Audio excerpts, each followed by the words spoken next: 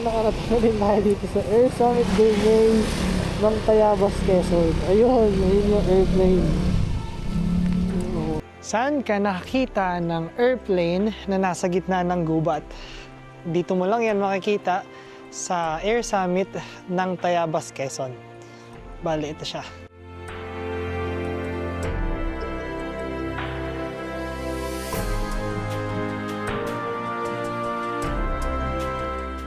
Mamaya, check natin kung ano pa yung mga nasa loob niyan. Meron silang immigration lounge or ticketing office kung saan dito kayo mag-order ng food, mag-wait habang nag-iisip pa ng mga orderin nyo. Tapos pag nakaisip na kayo, sasabihin nyo lang dun sa mga nasa lobby. Tapos sila naman yung magsasabi na pwede na kayo pumasok dito sa loob. Ayan. Sobrang laki. Sobrang ganda naman ng lugar nila.